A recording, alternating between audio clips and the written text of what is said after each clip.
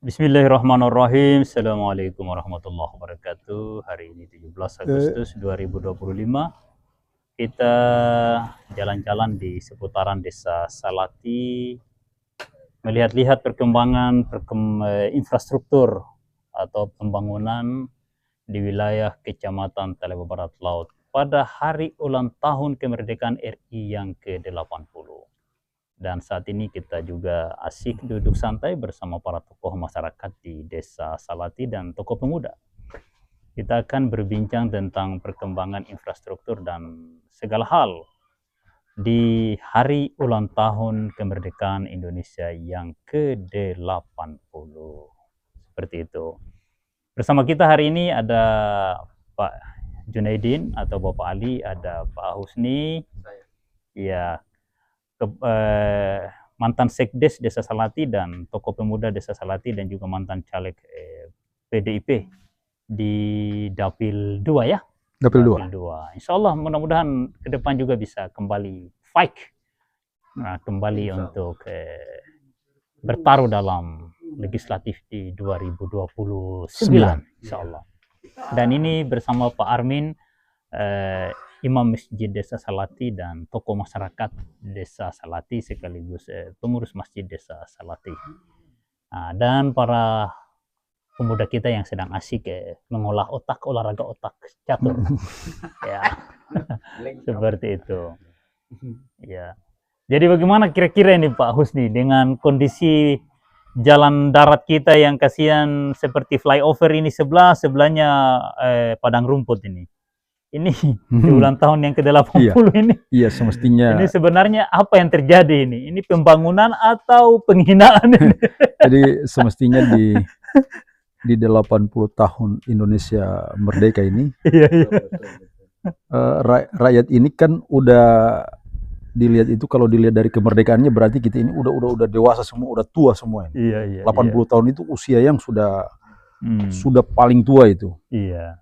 Nah, di usia negara yang begitu matang, semestinya justru produk atau hasil-hasil dari sebuah kemerdekaan itu bukan seperti ini.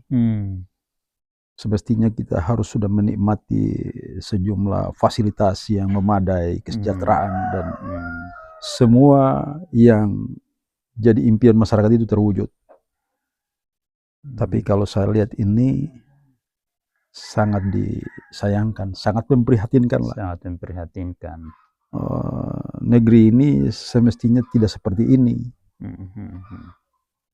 Dari sisi pendapatan daerah, daerah ini punya pendapatan per tahunnya itu 800 miliar. 800 miliar ya? 800 miliar dari PAD. Belum bagi hasil tambahan dan lain-lain sebagainya. Kemudian desa ini juga dari 2015 dan sampai saat ini mereka mengelola keuangan desa itu senilai 1 miliar lebih sedikit per desa per tahun. Per desa dalam desa di Pulau Taliabu? 71 desa. 71 desa? Iya. Masing-masing desa lebih 1 miliar. Lebih 1 miliar. La haula wala quwata illa billah. Di dua anggaran yang tidak bersamaan ini, misalnya dana desa tambah alokasi dana desa. Iya, jadi kalau saya lihat semua penggunaannya tidak efisien, baik desa maupun daerah. Lagi pula yang sangat lebih memperhatinkan itu kan provinsi tidak banyak melirik Taliabu ini bahwa inilah bagian daripada Provinsi Maluku Utara. Iya. Contoh 1 senti progres jalan untuk Taliabu saja tidak diberikan oleh pemerintah provinsi. Kasihan. Iya, itu yang sangat kita sayangkan. Jadi kalau kita lihat Taliabu ini semestinya butuh perhatian. Kalau Provinsi Maluku Utara tidak memperhatikan, kenapa tidak memilih untuk hengkang ke provinsi lain, provinsi tetangga lain yang mungkin bisa peduli. Saat ini kan masih ada wacana Sultim ini. Iya, kenapa Taliabu tidak gabung saja melengkapi wacana Sultim itu? Karena secara geografis letak daratan kita sangat dekat dengan Lubuk Banggai, Sulawesi Tengah. Dan selama ini kebutuhan kita ketergantungan dengan Luwuk. Semua barang-barang di kios-kios yang ada di Pulau Talebo itu diambil dari Luwuk, dibelanja di Luwuk, dan hampir seluruh, ya bukan juga seluruh, hampir seluruh hasil pertanian kita dijual di Luwuk. Jadi transaksi dagang, bahkan urusan kesehatan kita larinya ke Luwuk karena rumah sakit yang lengkap di Luwuk. Iya. Luar biasa. Jadi alangkah baiknya kalau kita membangun wacana gabung dengan Sulawesi Timur. Karena ini kasihan, ternyata Provinsi Maluku Utara sampai hari ini tidak mampu mau bangun jalan di Pulau Talebo walaupun satu jengkal. Alasan katanya statusnya dan lain sebagainya, kan masih banyak jalan non status ini. Jalan logging lama kan masih non status semua itu, yang sudah round Pulau Taliabo itu. Iya. Iya kan ada jalan logging yang di atasnya Desa Salati yang tembus ke Air Sara terus ke Bobong. Kan ada. Dengar kabar dari Muara Lipomo sampai Tikung ada jalan logging potong gunung sejauh 62 kilo. Nah, itu saya dengar dari orang yang pernah kerja di perusahaan kayu di sana.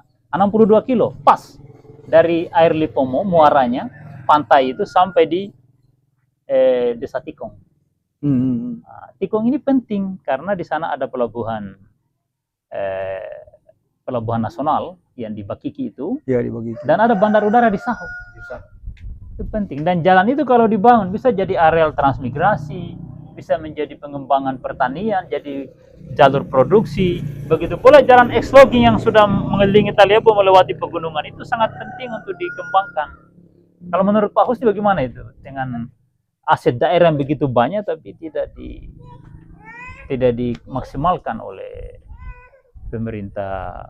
Iya, makanya saya bilang provinsi, daerah maupun pusat. Dari awal tadi saya bilang bahwa ini kan pemerintah, khususnya pemerintah daerah itu kan tidak punya perhatian khusus. Iya. Di mana wilayah-wilayah yang sentral untuk dijadikan sebagai akses kesejahteraan, salah satunya Pelabuhan Bakiki yang disebut tadi.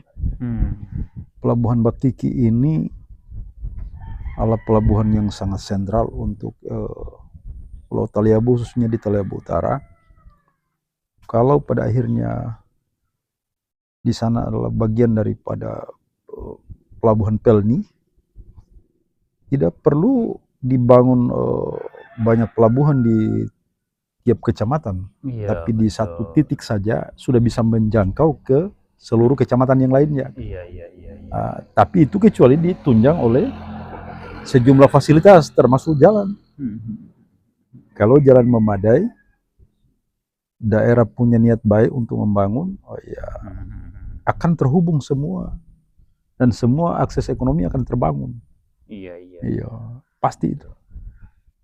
Ini contoh orang Tikong, orang Gela, orang Sahu dan daerah-daerah di sekitar itu, misalnya ada sejumlah lombong-lombong pendapatannya yang begitu besar, tapi tidak bisa dibawa ke kabupaten atau ke kecamatan-kecamatan lain karena memang akses itu tidak dibuat atau tidak dibangun.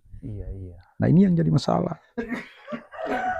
Ini akan mengurangi, bahkan tidak sama sekali memberikan kontribusi kesejahteraan kepada masyarakat. Jadi ini otomatis yang dirugikan ya masyarakat. Nah, kepekaan terhadap keperluan masyarakat ini kan ini butuh skill pemerintah yang berani. Kemudian Dewan Perwakilan Rakyat juga betul-betul harus mengawasi betul-betul bagaimana kinerja pemerintah daerah, mengelola keuangan daerah, dan mana yang betul-betul skala prioritas itu baru diberikan. Tapi kalau tidak skala prioritas tidak perlu. Kalau saya lihat karena ini banyak anggaran daerah ini dia gunakan untuk hal-hal yang tidak pas. Pemborosan bukan pada tempat. Pemborosan. Coba lihat ini yang di depan kita ini. Ini dari ini ya. Iya, dari kilometer 1 ke kilometer 4 ini kan anggarannya ada 6 miliar ini. 6,6. Iya, dari Beringin Jaya ke Gele ini. Ini nampak sekali di depan mata kita, tidak perlu kita bertanya-tanya di mana tempat itu, tapi ini di depan mata. progres ini adalah program 2021. 2021. Iya. Mangkrak 2023 mungkin ya? Iya, mangkrak 2023. Sampai sekarang pembangunannya hanya seperti ini. Iya, tidak ada kelanjutannya dan tidak ada kabar seperti apa. Tidak ada kabar. Iya, iya. 6, sekian miliar yang dibuat itu tidak cukup setengah kilo. Iya, iya, iya. Luar biasa. Kasihan. Nah, sudah. Apa yang kita saksikan ini adalah wajah pembangunan daerah yang tidak sukses. Dan otomatis daerah ini tidak punya keseriusan untuk membangun. Iya.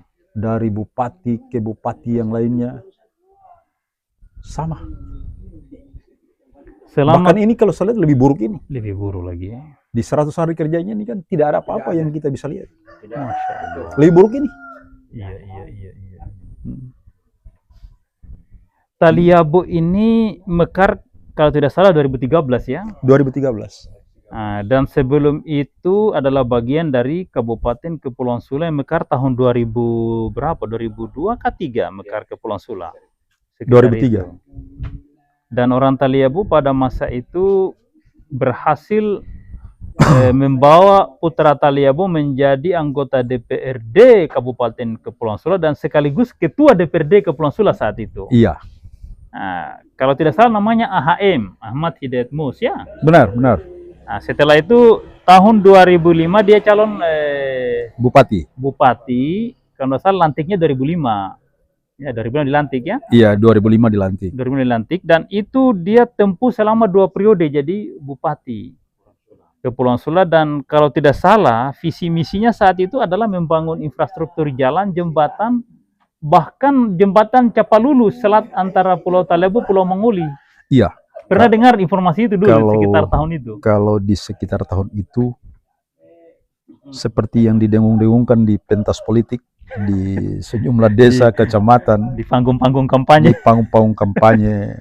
dan itu betul-betul dijadikan bahwa skala progresnya untuk 5 tahun ke depan. Iya, iya, iya.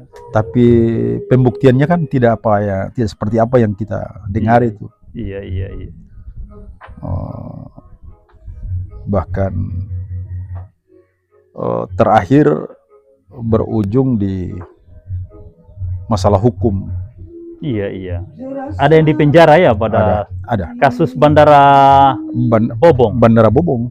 Iya. Kalau salah 2 orang dipenjara. Iya. Ya, itu mantan bupatinya sama mantan DPRD-nya. Mantan ketua DPRD Kepulauan Sula. Iya. Jadi bandara tidak jadi dan orangnya masuk penjara. Iya, karena negara itu mencari kejelasannya. Kok anggaran 4 miliar sekian ini alasannya untuk pembangunan bandara tapi tidak ada pembuktian lapangannya. Iya, iya. Ya, mau tidak mau pemerintah mengambil sikap untuk diadili. Iya, iya.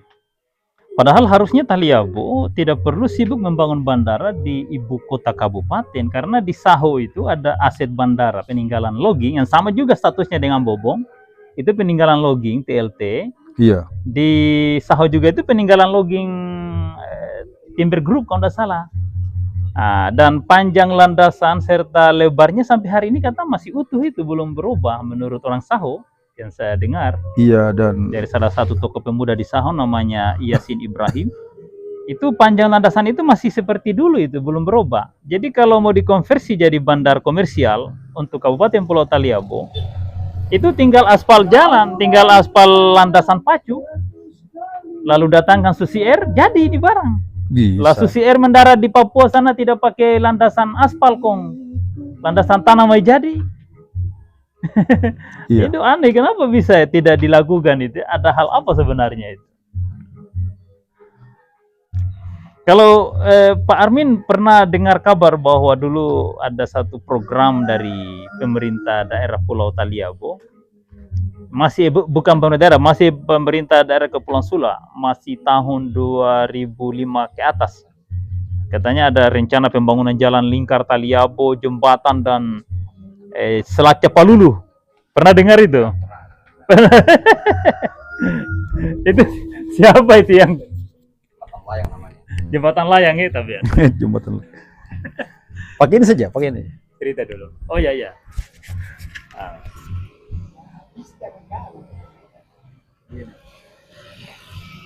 Jadi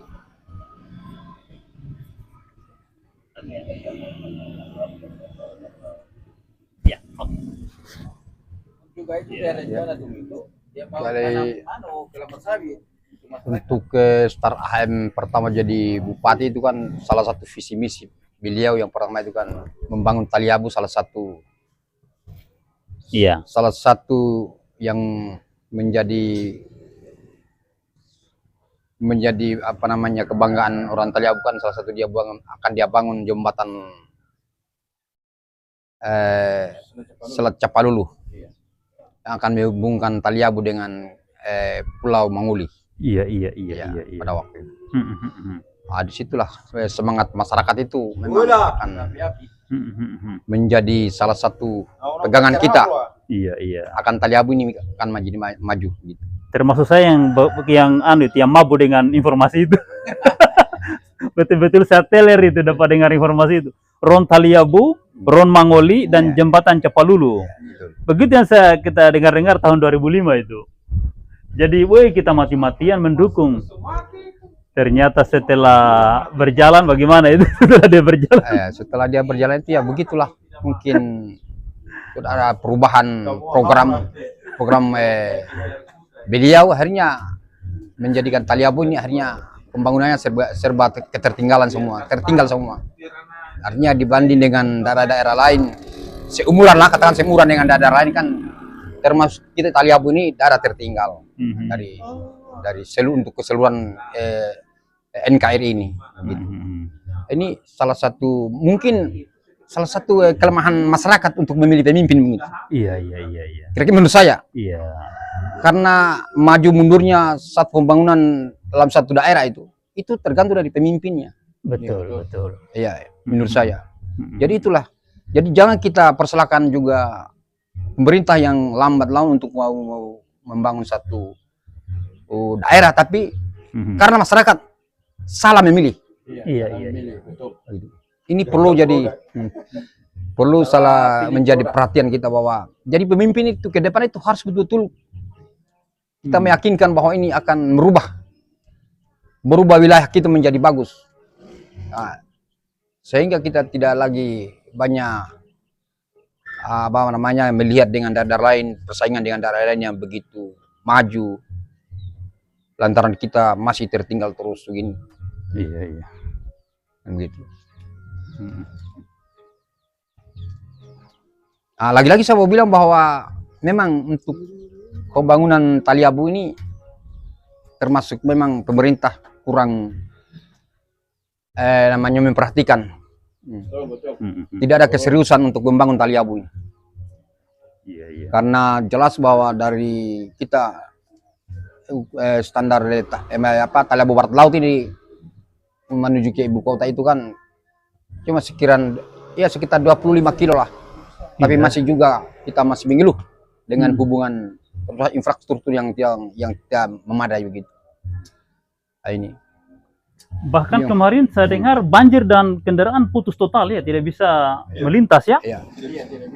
Jadi kemarin itu pas saya setelah ada permasalahan kemarin itu, saya pergi membuktikan itu. Saya mau lihat debit air itu yang sebesar apa sebenarnya itu. Saya pantau sekitar Beringin Selati itu dia tergenang sekitar 1 meter gitu. Jalan yang dia sudah timbun kemarin itu, tapi dia masih ada air, dia melebihi itu. Jalan itu sekitar 1 meter. 1 meter. Dari Iya.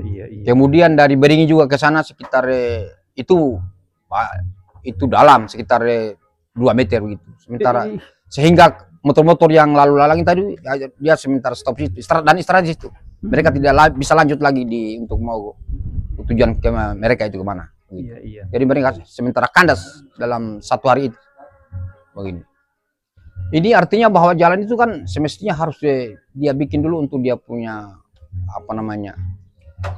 salurannya itu kan harus tembusan ke air sana. Tapi kalau apapun dia mau lakukan seperti apa, kalau tidak ada tembusan untuk mau ke laut itu percuma saja. Percuma, betul. Percuma. Jadi tembus ke laut. Iya. Ini sekarang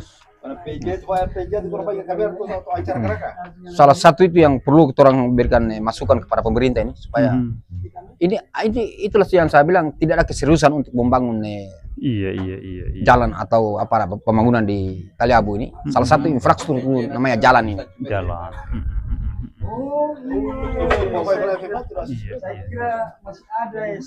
Itu titik yang paling parah pada ruas Beringin ke Bawang itu di mana?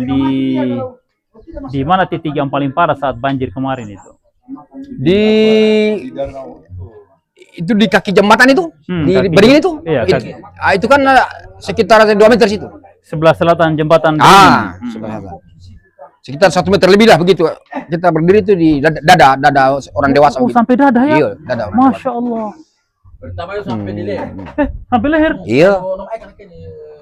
Saya kemarin dengan PJ pantau setelah saya orang dari para balik semua mau ke Bawang tidak jadi, hanya dia bilang banjir itu air. Jadi kita periksa, memang betul tidak bisa untuk mau lanjutkan itu perjalanan mereka. Iya.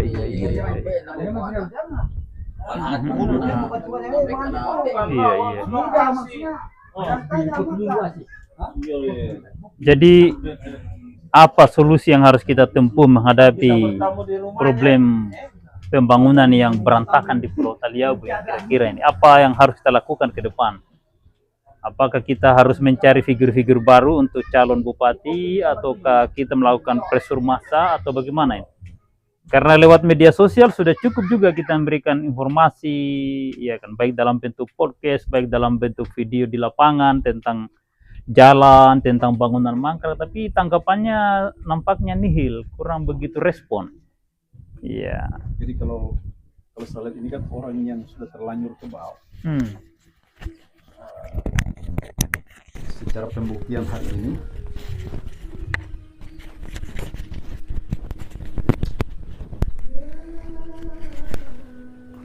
jadi apa yang dibilang tadi, mau cari solusi, mau cari sosok pemimpin negeri ini ke depan itu seperti apa, ya minimal kita cari sosok pemimpin ke depan itu yang tidak punya beban masa lalu. Iya, betul. Tidak merasa tersandra oleh berbagai tekanan dari mana-mana. Bahkan kalau saya lihat mental berjuangnya untuk membangun itu ada. Tapi kalau ada merasa tekanan, merasa tersandra, itu akan sulit mau bangun negeri ini. Apalagi harus membayar hutang piutang daerah yang segini besar. Oh, hutang daerah ini masih ada yang tertinggal ya? Masih banyak.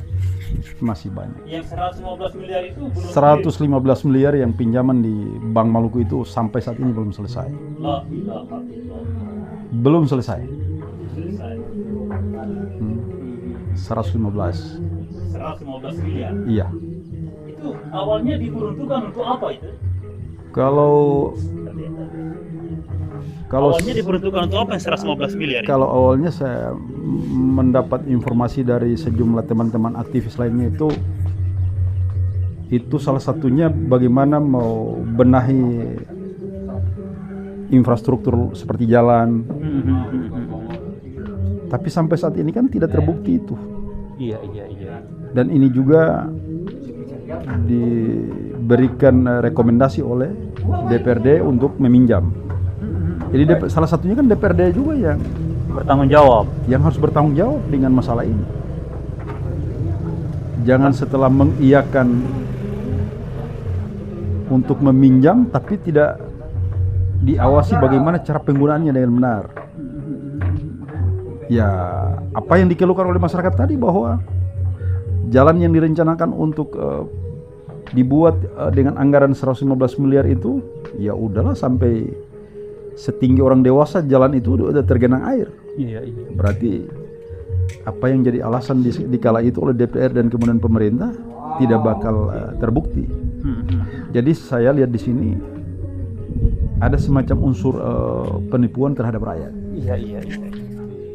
Ya, dan akan berakhir ini kan, kesan ini kan untuk bupati ke depan ini kan dia harus bertanggung jawab dengan hutang daerah yang lama ini. Iya. Karena nota itu pasti di-over, dan sayang sekali waktu serah terima nota jabatan dan segala macam itu kemarin kan tidak diundang masyarakat untuk mendengarkan penyampaian serah terimanya itu. Iya.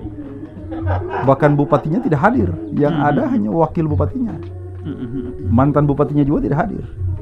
Sayang sekali. Berarti mereka ini tidak bertanggung jawab dengan kisah atau masa lalu mereka dengan pembangunan daerah ini. Iya.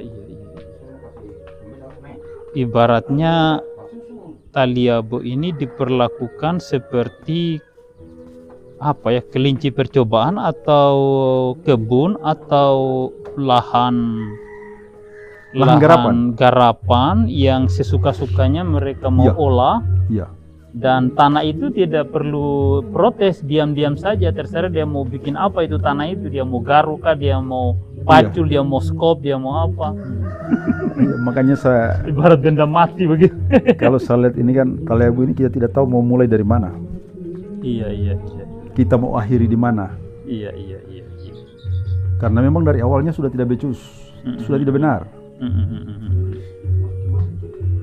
Iya. Dari tahun pertama 2005, 2010, kemudian 2015, 2020, itu kan cukup panjang. Iya. Episode pemerintahan mereka ini terlalu panjang. Ini kita sudah mau menyongsong ke 25 tahun. 2005, 2010, 2015 itu masa AHM jadi bupati Kepulauan Sula. Sesudah itu adiknya Alion Mus menjadi bupati Pulau Taliabu 2 periode ya, begitu ya? Iya, 2 periode, dan 2 periode juga itulah terjadi pinjaman 115 miliar, bangunan mangkrak yang ada di Desa Salati, bahkan ada beberapa kecamatan yang ada bangunan seperti ini dan itu mangkrak semua, saya dengar kabar begitu. Itu boleh kita panggil Pak Kasmudin itu yang tahu di mana saja, kecamatan mana yang mangkrak semua itu. Boleh Pak Kasmudin. Dengan nilainya masing-masing. Iya. Yang hafal itu, data-data itu. Pak Kasmudin boleh. Iya, soalnya dia punya data yang detail. Iya. Luar biasa. Jadi kalau mau cerita Taliabu ini, kita harus mulai bagaimana, mau akhir bagaimana, saya tidak bisa jawab itu. Iya. Karena memang para pemangku kepentingan dan para pejabat yang sudah ada di dalam ini kan, mereka sudah tidak mau dengar itu keluhannya masyarakat. Sudah tidak mau dengar.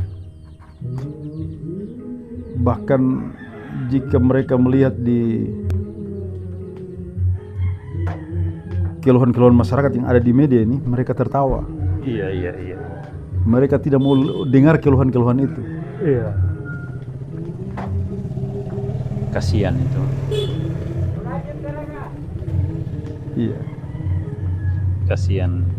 Macam ini perjalanan jauh ini, mungkin ke Saho ini. Saho, saya punya sepupu itu. Ini ke Saho dia lewat Lise atau dia lewat Rakit? Iya, pasti lewat Rakit Nikmati perjalanan itu. Setelah 8 orang Lede itu jembatannya sudah cungkit. begitu ya. Halo. Setelah 80 tahun Indonesia merdeka, tadinya kita lewat di darat, sekarang turun di laut. Karena jalan darat tidak bisa dipakai. Iya, kasihan. Di daratan kita ikut rakit. Iya. Kalau pulau macam Limbo, macam Sonic, Iya. bisa. Iya. Ini udah sebentar. Iya. Jadi itu penjelasan dari tokoh pemuda di Desa Salati yang merupakan tokoh Kecamatan Taliabu Barat Laut dan juga inisiator pembangunan jalan antar desa melewati depan Madrasah Aliyah Negeri ya. Iya, seperti itu. Ya, jadi kajian kita, diskusi kita, podcast kita di pagi ini 17 Agustus 2025 sementara demikian dulu, nanti kita lanjutkan kembali di lain waktu. Sekian, assalamualaikum warahmatullahi wabarakatuh.